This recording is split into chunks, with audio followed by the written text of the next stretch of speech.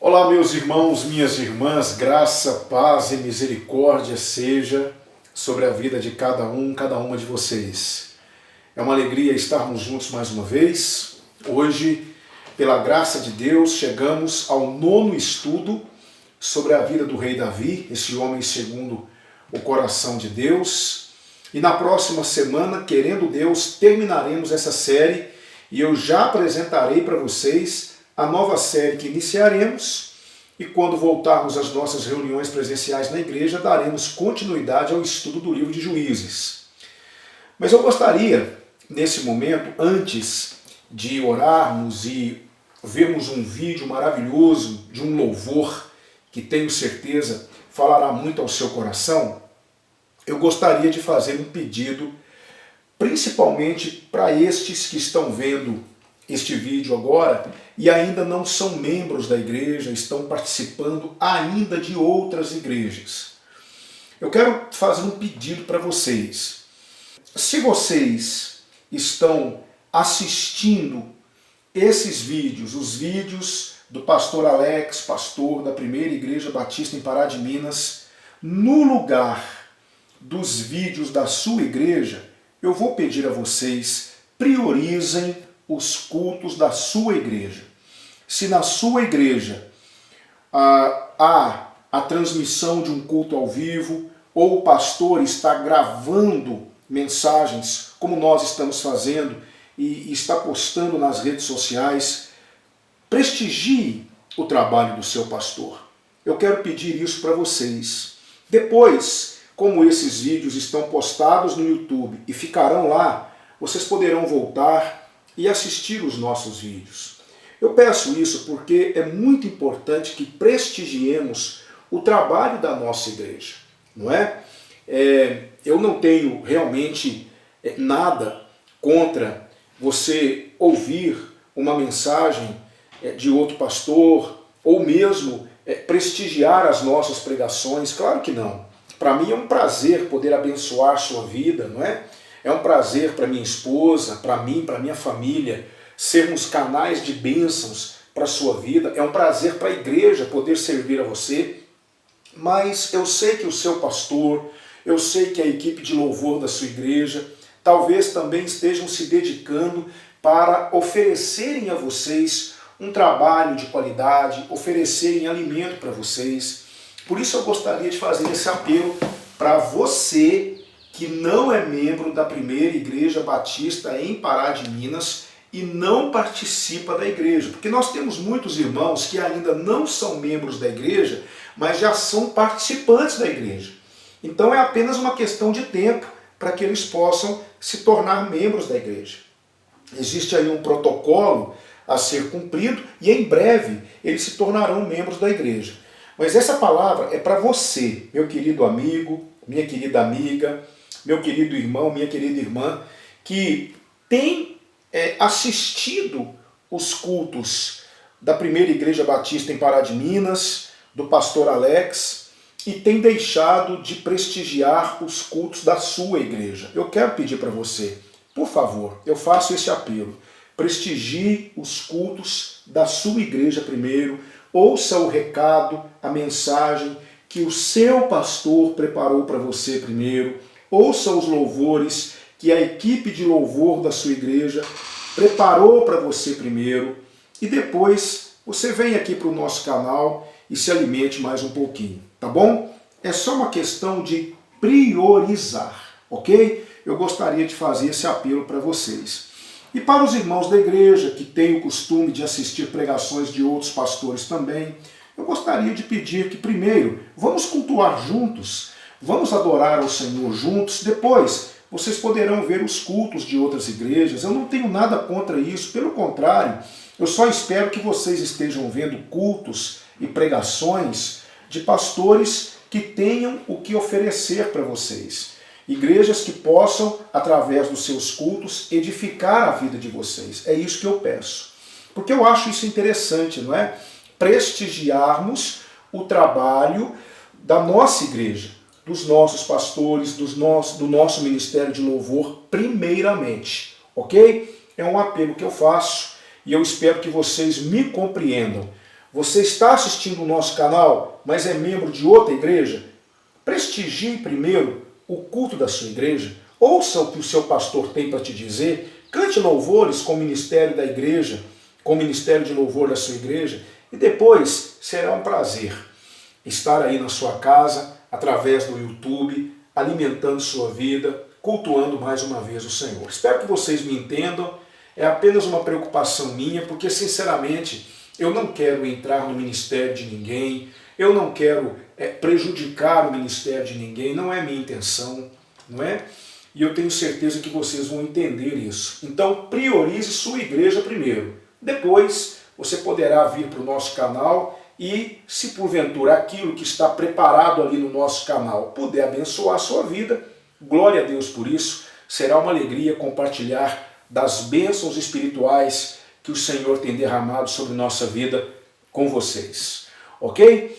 Eu quero orar pela vida de vocês, depois nós vamos ler hoje como reflexão da nossa série de estudos acerca da vida do rei Davi, nós vamos meditar aqui no capítulo 24 do segundo livro de Samuel. É o penúltimo estudo. Na próxima quarta-feira, querendo Deus, nós vamos terminar esta série de estudos. Então hoje nós leremos capítulo 24, aqui a partir do versículo 1 até o versículo 25.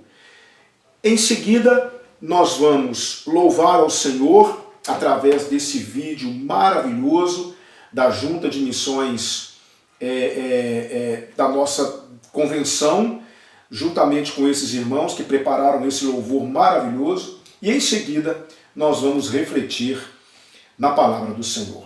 Então eu quero orar com vocês agora, depois nós vamos ler o texto e vamos louvar ao nosso Deus. Amém? Pai, nós te agradecemos pela oportunidade que temos de adorá-lo, de glorificá-lo, de engrandecê-lo. Muito obrigado. Obrigado porque o Senhor tem sido tão bom para conosco e tem nos proporcionado a oportunidade de crescer no conhecimento da sua palavra. Muito obrigado a Deus por nos abençoar tanto como o Senhor nos abençoou através desses 8 estudos acerca da vida do rei Davi e com certeza nos abençoará muito ainda hoje e na próxima semana, se o Senhor o permitir. Queremos pedir que o Senhor fale conosco, que o Senhor nos alimente. Queremos nesse momento clamar ao Senhor pela vida de todos aqueles que estão com seus aparelhos de TV ligados, ou seus celulares, tablets, computadores, onde essa palavra há de chegar. Cada coração que está predisposto a ouvir aquilo que o Senhor preparou para nós nessa noite, que o Senhor fale com cada um, e que seja uma noite de crescimento e edificação diante do Senhor, é a nossa oração em nome de Jesus Cristo. Amém. Amém? Abra sua Bíblia, por favor. Eu quero te convidar a ler comigo o capítulo 24 do segundo livro de Samuel. Vamos ler, cada um na sua tradução, e eu quero que você acompanhe comigo essa leitura. Nós vamos ver aqui algo que serve de alerta para nós. Vamos ver aqui uma coisa que aconteceu, nós vamos destacar algumas questões aqui muito importantes nesse texto, que vamos somar ao que nós já aprendemos acerca da vida de Davi. Eu disse para vocês que nós podemos aprender com a Bíblia de todas as formas, tanto através dos exemplos positivos, quanto através dos exemplos negativos. E com Davi não tem sido diferente. Nós estamos aprendendo tanto com os acertos, não é, de Davi, como os seus erros também. Os erros de Davi também têm servido de alerta para nós e nós temos aprendido lições preciosas para a nossa vida. Por isso eu quero te convidar agora a ler comigo, por favor, segundo livro de Samuel, capítulo 24. Assim nos diz a palavra de Deus. O Senhor se enfureceu outra vez contra Israel e incitou Davi contra eles, dizendo: vai, faze a contagem de Israel e Judá. O rei disse a Joabe, comandante do exército que estava com ele: percorre todas as tribos de Israel, desde Dan até Berseba, e faz a contagem do povo para que eu saiba o seu número. Então Joabe disse ao rei: que o Senhor teu Deus multiplique este povo 100 vezes mais, e o rei meu senhor o veja. Mas por que o rei meu senhor teria prazer em fazer isso? Mas a palavra do rei prevaleceu sobre a de Joabe e sobre a dos comandantes do exército. Então Joabe e os comandantes do exército saíram da presença do rei para fazer a contagem do povo de Israel.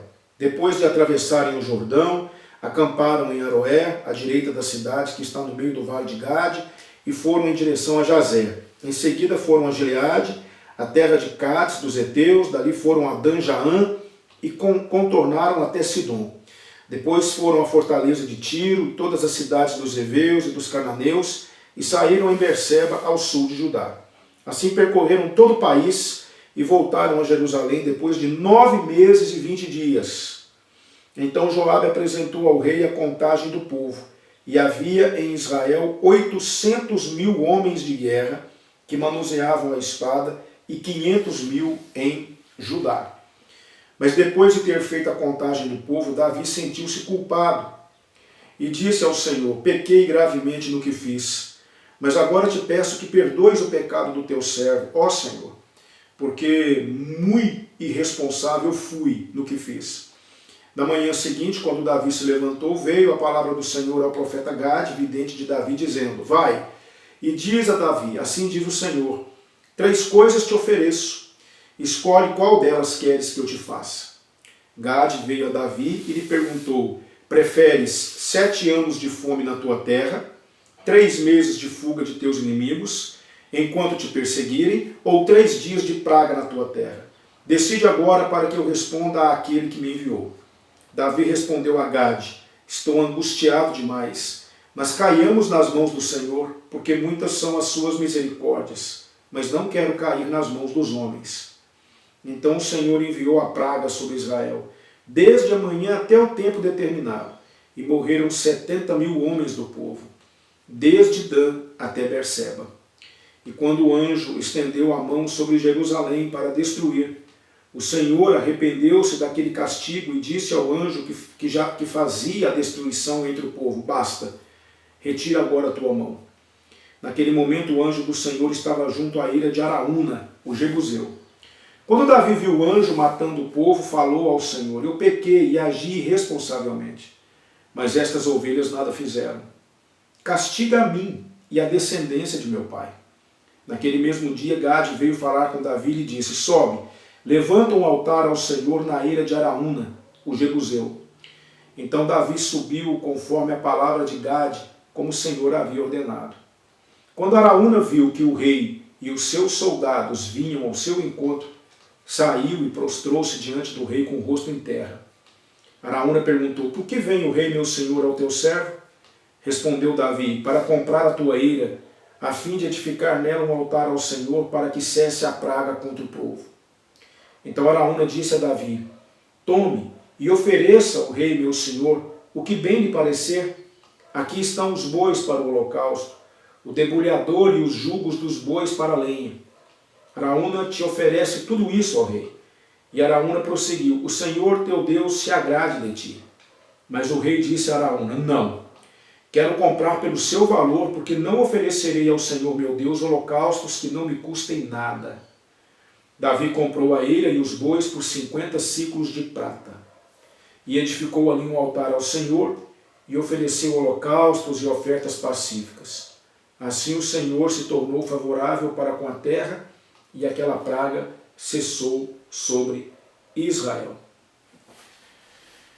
Um texto que precisa ser entendido dentro do seu contexto. Não adianta você pegar esse texto e trazê-lo para os nossos dias, porque ele vai suscitar um amontoado de dúvidas na nossa cabeça. Mas nós vamos ouvir o louvor agora da nossa junta de missões e logo em seguida eu convido você a refletir sobre esse texto. Vamos louvar ao Senhor. Preste atenção na letra desta belíssima canção em louvor ao grande Eu Sou. Daqui a pouquinho voltamos.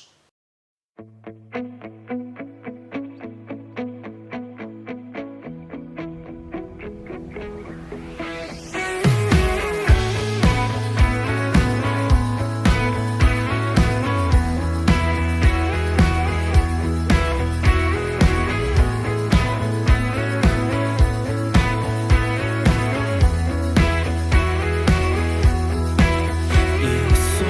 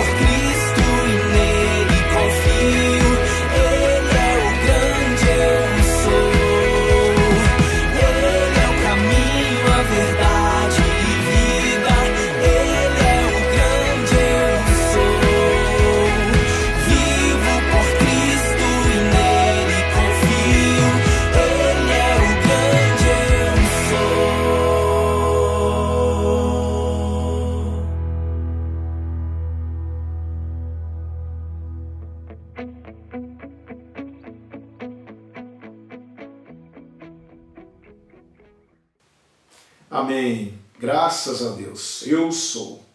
Eu sou o caminho, a verdade e a vida. Jesus é o grande eu sou.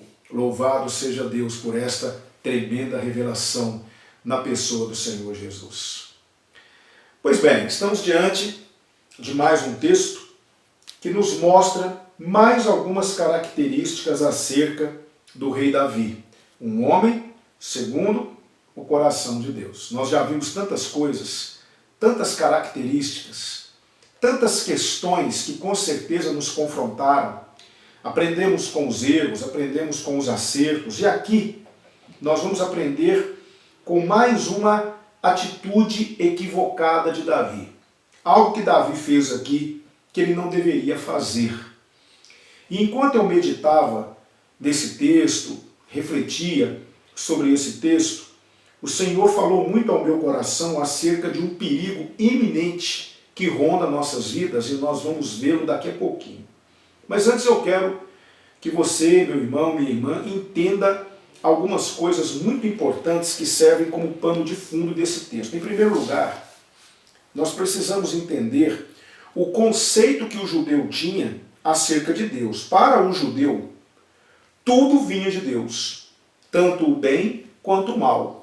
Tudo vinha de Deus. O judeu não conseguia separar o bem e o mal de Deus. Embora o judeu sabia que Deus era extremamente bom, ele também sabia que Deus, sendo essa figura autônoma e única dentro do monoteísmo de Israel, Israel tinha essa ideia de que realmente Deus é único em todos os aspectos e tudo parte dele, tanto o bem quanto o mal. Vocês vão se lembrar que lá no início dos nossos estudos acerca da vida do rei Davi, quando Saul chamou Davi para que Davi ficasse morando com ele, a Bíblia diz que Davi era dominado por um espírito mau da parte do Senhor. Então, quando o escritor ali do livro de Samuel, ele escreveu esse texto, ele escreveu com base na sua compreensão. É o que está acontecendo aqui. Se você ler comigo aqui o versículo de número 1, você vai ver o seguinte: o Senhor se enfureceu outra vez contra Israel. Nunca entenda essa fúria, essa ira de Deus como a nossa ira. A nossa ira muitas vezes ela é ocasionada por questões irrelevantes. A nossa ira, ela está mais relacionada com a nossa imperfeição do que com a nossa justiça, com o nosso senso de justiça. Então, quando iramos, muito raros são as vezes quando a nossa ira é motivada pelo nosso zelo. Na maioria das vezes, a nossa ira ela é motivada pela nossa intempestividade. Mas a ira de Deus, a fúria de Deus, não. Se bem que aqui na tradução está falando enfureceu, mas na verdade a melhor tradução seria aquela que diz que a ira do Senhor se acendeu. Ou seja, mais uma vez Deus, ele movido pelo seu zelo, movido pela sua não conformidade com o pecado, com o erro, ele tem que tomar uma atitude movido pela sua justiça. Esse é o conceito de ira, ok? Não é que Deus fica irado, Deus fica enraivecido, Deus fica bravo. Não é isso. Ira de Deus está relacionada com o seu zelo, com a sua santidade. Então, quando algo afronta a santidade de Deus, ou algo afronta um dos atributos de Deus, o zelo de Deus pelo seu próprio nome, ele se acende. É o que nós chamamos de ira. A teologia vai chamar isso de antropopatismo. É atribuir a Deus sentimentos humanos. Então, quando nós falamos de ira de Deus, nós não estamos falando de alguém que se enraivece. Não estamos falando de alguém que fica bravo, ok? Aqui nós estamos falando de um sentimento de zelo para com seu próprio nome. É isso que nós estamos vendo aqui. O sentimento aqui é de que Deus, zeloso pelo seu nome, ele aplica a sua justiça. Entende? É isso que está acontecendo aqui. Outro conceito aqui é a questão de que Deus incitou Davi, levando Davi a numerar o povo. Lembre-se do que eu falei acerca de Saul. Na verdade, não foi Deus que fez com que Davi numerasse o povo. Alguns estudiosos que estudam a língua original, eles dizem o seguinte, que isso provavelmente já estava no coração de Davi, esse sentimento foi colocado provavelmente pelo diabo no coração de Davi, não houve por parte de Davi uma resistência para com esse sentimento, o desejo de saber quantas pessoas, aqui mais especificamente, o que Davi estava interessado em saber era no número de homens que compunham o seu exército. Tanto é que Joabe vai dizer isso para Davi depois que ele volta dessa missão. Então Davi estava mais interessado, quando a Bíblia fala numerar o povo, o que Davi tinha em mente era conhecer a grandeza do seu exército. Então, muito provavelmente, Satanás colocou isso no coração de Davi, não houve por parte de Davi nenhum tipo de resistência, Davi não ofereceu resistência a esse tipo de sentimento, e Deus, vendo que Davi não estava deliberadamente agindo conforme o que Deus esperava dele, Deus o incita, Deus o entrega àquele tipo de desejo pecaminoso, porque não havia necessidade, não foi Deus que mandou Davi numerar o povo, embora em outras ocasiões Deus tenha feito isso, mas não foi Deus que mandou Davi enumerar o povo aqui, Deus o incitou, porque muito provavelmente isso já estava no coração de Davi, colocado provavelmente pelo inimigo das nossas almas, para levar Davi ao pecado. Porque Davi pecou. Daqui a pouco nós vamos ler isso.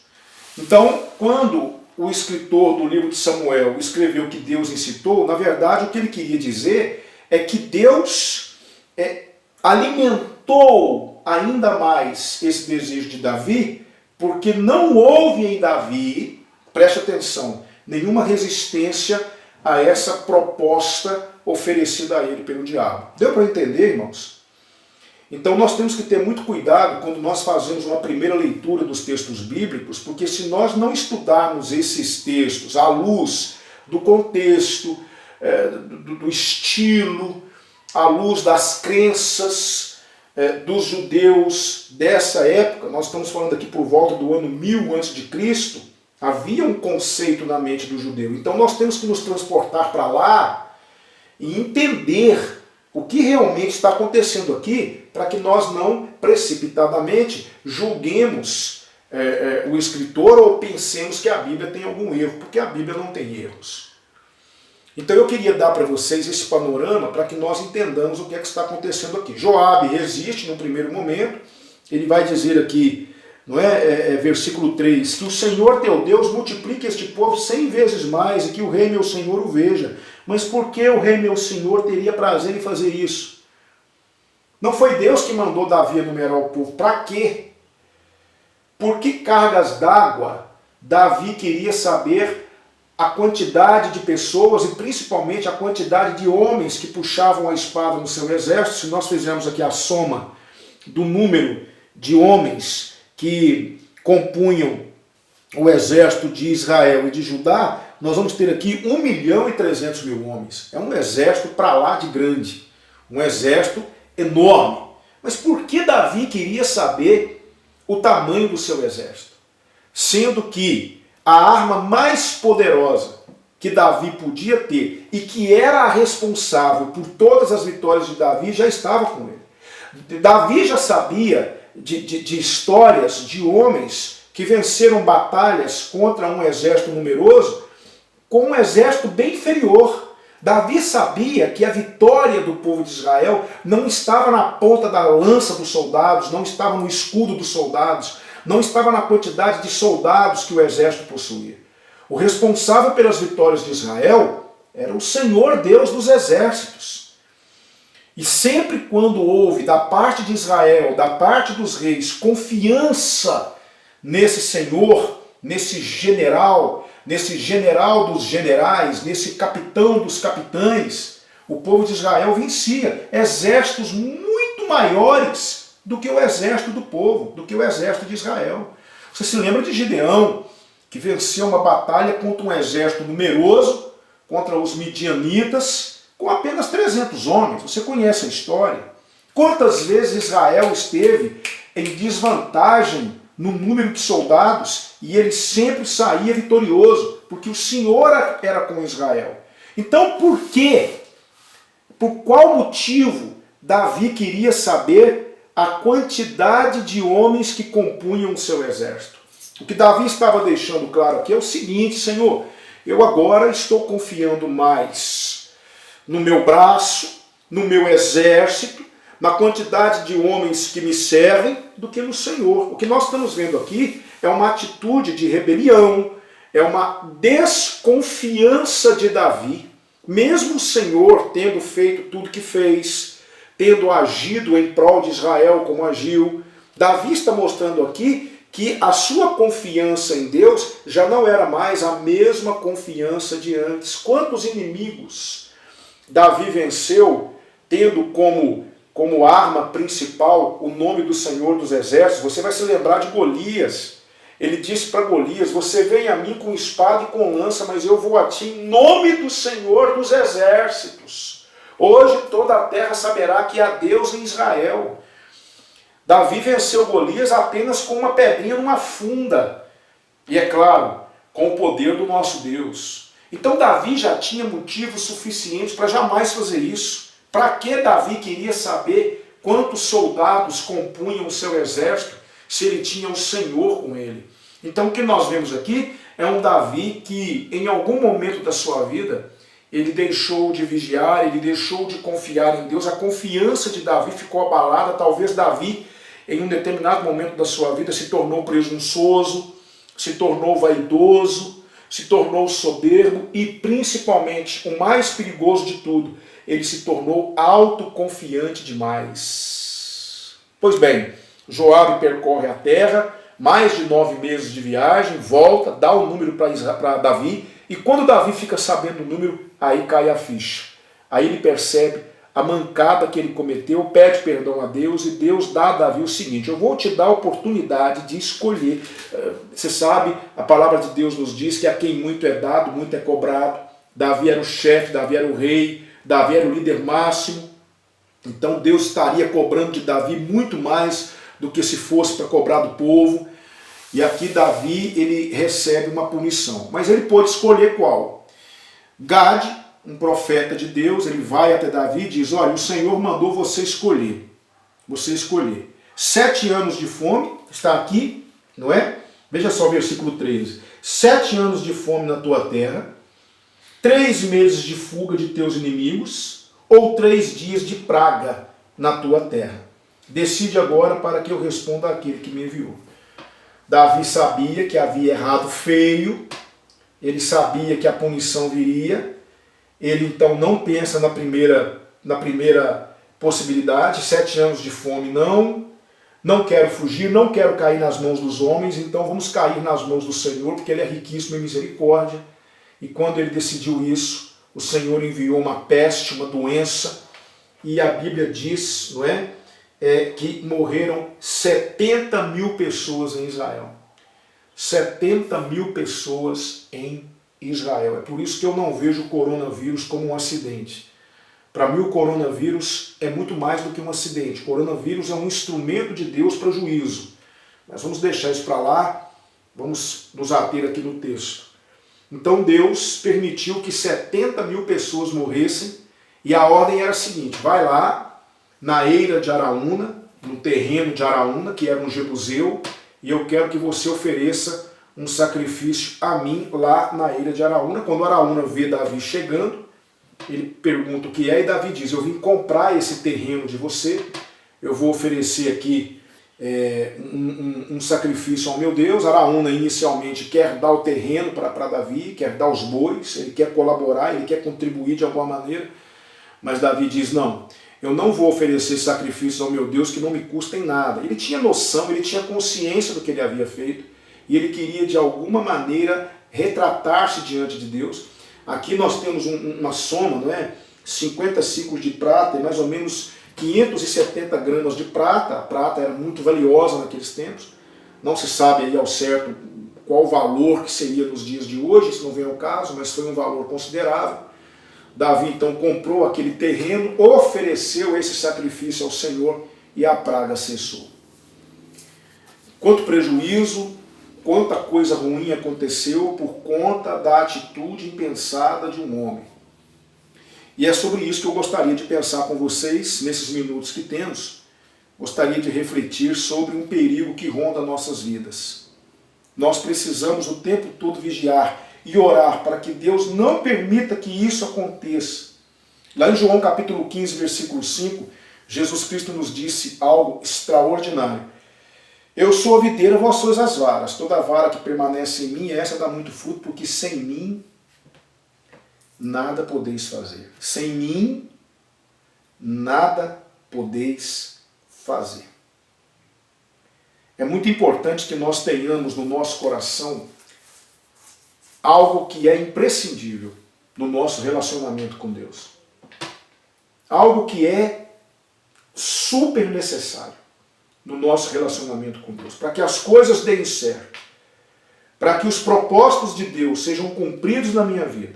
Para que eu me torne aquele homem, ou para que você, minha irmã, se torne aquela mulher que Deus quer que nós nos tornemos, para que nós possamos cumprir os propósitos de Deus, para que nós possamos ser usados por Deus, instrumentos de Deus, nós não podemos perder, não podemos permitir que o nosso coração se encha de algo extremamente perigoso. Autodependência. O que é a autodependência? É quando nós nos tornamos independentes de Deus. Quando nós assumimos a responsabilidade da nossa própria vida e tiramos a nossa vida de debaixo do controle do Senhor. E não pense você que isso não pode acontecer, porque isso pode.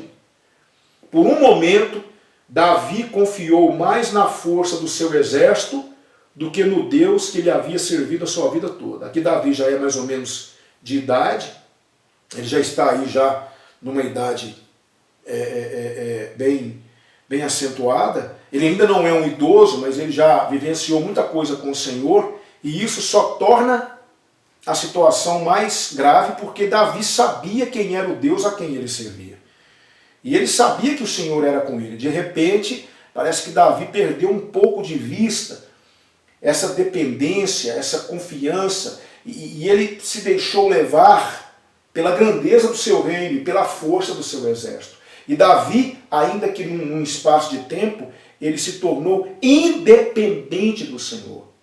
Ele perdeu essa característica que havia dado a ele tantas vitórias ao longo de sua vida. Ele perdeu isso.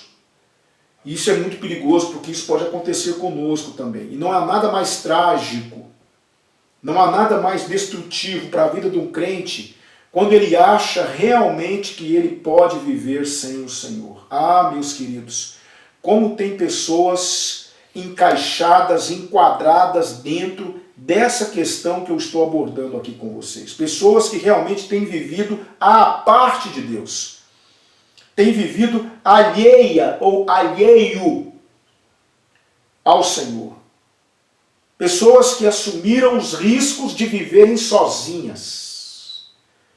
Pessoas que têm verdadeiramente vivido de maneira tal que não tem dado ao Senhor a autorização, se eu posso dizer assim, para dar direção ou orientação a esse coração. Isso é terrível. Você tem algo que pode nos levar à bancarrota, é quando nós nos tornamos independentes de Deus. E quais são os sinais que isso está acontecendo? Como é que eu posso saber que eu estou me tornando independente do Senhor? Quais são os sinais que estão sendo evidenciados na minha vida que me mostram que eu, de certa forma, não estou mais vivendo na dependência do Senhor? Uma coisa que eu vejo claramente como um sinal como uma amostragem disso, é a falta de frequência na oração. Quando eu começo a achar que a oração não é tão importante como eu achava que ela era, isso é uma prova de que eu estou me tornando independente do Senhor. Porque nada pode ser mais importante do que a oração. Eu não estou aqui querendo classificar ou dizer para você como você deve orar. Eu não estou dizendo para você que você deve orar 3 vezes por dia, 5 vezes por dia, de manhã, à tarde, à noite, tantas horas. Eu não estou aqui classificando como. Cada um tem sua rotina, cada um tem seu jeito de orar. Tem pessoas que gostam de orar de madrugada, tem pessoas que gostam de orar de manhã, tem pessoas que gostam de orar à tarde. Eu não estou aqui classificando. O que eu estou dizendo para você é que a falta de frequência na oração é um indício de que eu estou me tornando independente do Senhor. Outra coisa que realmente mostra essa minha independência do Senhor é a falta de leitura da palavra de Deus. Quanto da Bíblia tem estado presente na sua vida diária? Você tem a prática da leitura da palavra de Deus no seu dia a dia? Você lê a Bíblia todos os dias? Você lê a Bíblia todos os dias? Durante quanto tempo? Você lê um capítulo? Você lê 2 capítulos? Você lê um número X de versículos? Aquilo que você lê, você medita, você procura guardar no seu coração? Olha, meu querido irmão, eu posso dizer para você que existe muita alma desnutrida por aí, muita alma faminta. E o principal, faminta com a prateleira cheia de pão. Às vezes dentro de casa nós temos Bíblia do jovem, Bíblia da criança, Bíblia da mulher, Bíblia do homem, Bíblia do obreiro. Eu tenho aqui na minha casa pelo menos uns 5 ou 6 exemplares da Bíblia.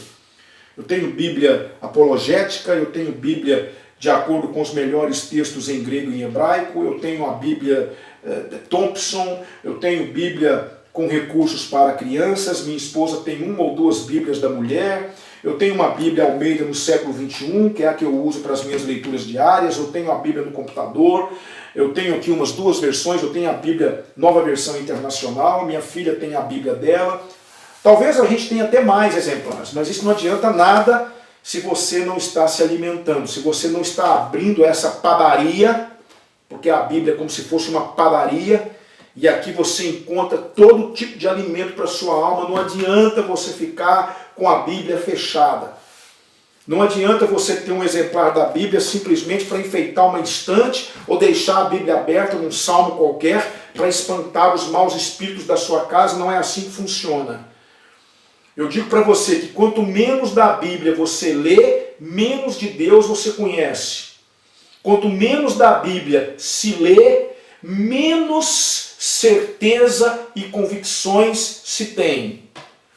Então, um indício de que eu estou adquirindo uma independência espiritual é quando eu começo a achar que a leitura da Bíblia pode ficar para amanhã, ou pode ficar para depois de amanhã. Isso é perigoso, meu irmão. Leia a Bíblia, alimente-se da Bíblia.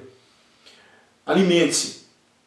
Charles Spurgeon disse certa vez que um homem cuja Bíblia está caindo aos pedaços é sinal de que este homem não está. Não é? Um homem cuja Bíblia está caindo aos pedaços, de tanto manuseá-la, de tanto lê-la, de tanto rabiscar, de tanto anotar, é sinal de que a alma daquele homem não está caindo aos pedaços. Como é que está a sua alma? Como é que está a sua vida? Você realmente tem conseguido viver diante de Deus, alimentando sua fé, alimentando seu relacionamento com Deus através da leitura do livro que nos mostra de forma fiel, de forma exata quem é esse Deus? Ou você tem se contentado com essas informações que você recebe de Deus aqui e ali, com esses conceitos que vão sendo construídos no seu coração ao longo da sua vida? Eu pergunto para você, é isso que tem alimentado você? Eu fico preocupado quando eu vejo alguns crentes não saberem manusear a palavra de Deus, me fazerem perguntas muitas vezes que já era para eles saberem há muito tempo. Eu fico preocupado quando eu ouço isso. Quando alguém me manda um áudio perguntando, pastor, a Bíblia está dizendo isso, isso e isso? Claro que não, meu irmão, a Bíblia não diz isso. Pastor, eu tenho um versículo, pastor, que eu acho que está na Bíblia. Irmão, você não pode achar que está na Bíblia. Você tem que ter certeza se está ou se não está. Quando alguém diz para mim que acha que está na Bíblia, quando alguém cita um texto que não tem nada a ver com a Bíblia, eu percebo que essa pessoa não tem intimidade com a Bíblia. E não ter intimidade com a Bíblia é um sinal de que aquela pessoa vive uma independência espiritual. Existem várias outras características, vários outros sinais. Não é? O estilo de vida que se vive. Quem está próximo do Senhor, quem convive com o Senhor, quem confia no Senhor, tem um estilo de vida característico. Vive uma vida que é, de certa forma, de maneira direta, influenciada pelo Senhor. Quanto mais se tem intimidade com o Senhor, mais isso reflete na nossa vida. E aí você percebe, às vezes, o estilo de vida de algumas pessoas. A maneira como determinadas pessoas vivem a sua vida. A forma relaxada como elas vivem. A maneira desregrada como vivem. A forma como essas pessoas, elas se mostram. Fala muito da intimidade dessas pessoas com Deus. Então cuidado com a independência espiritual. Cuidado. Eu fico muito preocupado. Meu irmão, eu sempre vou defender uma questão. Não há nada nessa vida que me dê, que me proporcione, que me garanta aquilo que o Senhor, Deus, me dá, me proporciona e me garante. Então, quando Davi, ele foi, de certa forma, tomado por esse sentimento de independência, e ele se achou forte demais, capaz demais, grande demais, quando esse sentimento tomou conta do coração de Davi, ele quis saber a quantidade de homens que faziam parte do seu exército. Ele nunca havia se preocupado com isso. A confiança dele estava sempre no Senhor. Ele era totalmente dependente do Senhor. Agora, de uma hora para outra, Davi quer saber com quantos homens ele pode contar no exército dele. Então eu gostaria que vocês pensassem nisso, prestassem atenção nessa questão. Como anda a sua vida, meu irmão? Como está a sua vida? Como estão as nossas vidas diante do Senhor? Será que nós realmente ainda estamos vivendo, estamos caminhando, estamos alimentando essa dependência do Senhor? Estamos pedindo a Deus que nos torne cada vez mais dependentes dEle, que não permita que nós cortemos essa corda e vivamos por nós mesmos, porque se nós fizermos isso, é morte na certa. Se o Senhor soltar a corda, ai de nós! Ai de nós! Por isso eu quero aprender aqui que um homem, segundo o coração de Deus, ele precisa se atentar para isso. O perigo da autodependência, da autoconfiança. O perigo da independência do Senhor. Isso é muito perigoso. E eu entendo e percebo que a palavra de Deus está nos alertando, está abrindo os nossos olhos agora. Não viva à parte do Senhor. Não corte a corda. Não tente viver sozinho. Não vai dar certo. Não importa quanto dinheiro você tenha. Não importa onde você mora. Não importa quem você seja. Não importa a quantidade de diplomas que você tem na parede. Não importa quantos idiomas você fale. Não importa. Se você cortar a corda, se você, por algum instante na sua vida, parar de confiar no Senhor e confiar em si mesmo, e na sua capacidade intelectual, e nos diplomas que você tem, é bancarrota, é derrota, é cara no chão. Você vai para a miséria espiritual, você vai se afastar de Deus. Escute o que eu estou te dizendo. O Senhor puniu Davi aqui, porque o Senhor queria trazer Davi à reflexão. Davi, eu sou o seu exército. Eu sou a sua arma mais letal. Eu sou tudo o que você precisa para ser o rei que você é. Não viva à parte de mim. Não confie em si mesmo. Não confie no seu exército. Não confie na força dos homens que você tem alistado nas fileiras de Israel. Confie em mim. Meu querido irmão, minha querida irmã, vamos confiar em Deus. Vamos confiar no Senhor. Não vamos permitir que Satanás, de alguma maneira, coloque no nosso coração de que nós somos capazes, de que nós somos os maiorais, de que nós podemos, de que nós vamos conquistar sem o Senhor, porque nós não vamos. Se não for o Senhor que esteve ao nosso lado, como diz o salmista, teríamos sido totalmente aniquilados. O Senhor precisa ser conosco. Dependa do Senhor. Sejamos dependentes do Senhor. Não confiemos em nós mesmos. Não confiemos na nossa capacidade de oratória. Não confiemos na nossa capacidade de ir e vir, no nosso poder de argumentação. Não confiemos nas nossas estratégias. Confiemos em Deus. Eu aprendo essa lição com Davi aqui. Davi sofreu muito, porque ele perdera de vista. Ele perdeu a sua confiança, ele deixou de confiar no Senhor e passou a confiar mais nos homens que o serviam do que em Deus. Que Deus nos ajude para que não sejamos assim. Que o Senhor nos abençoe, que possamos ter aprendido essa lição preciosa e que a cada dia nos tornemos mais dependentes do Senhor. Amém? Vamos orar? Obrigado, meu Deus, pela Tua palavra. Obrigado por nos ter ensinado tantas coisas e ter nos alertado para um perigo que ronda nossas vidas, ó Deus, que é o perigo de nos tornarmos independentes do Senhor. Não permita que isso aconteça, Senhor, mas que a cada dia haja no nosso coração a certeza de que se não for o Senhor, eu não posso fazer absolutamente nada. Tudo vem de Ti, tudo é para Ti. Obrigado, ó Deus, por tudo que estamos aprendendo. Nós te agradecemos por ter falado ao nosso coração. Em nome de Jesus. Amém. Amém. Desejo que vocês tenham um excelente restante de quarta-feira e eu aguardo vocês domingo, se assim o Senhor permitir, quando estaremos meditando mais uma vez na Palavra de Deus, pela manhã, em nossa Escola Bíblica Dominical e em nosso culto de louvor e adoração ao Senhor, e à noite, abordando mais um tema sobre família. Fiquem na paz do Senhor Jesus.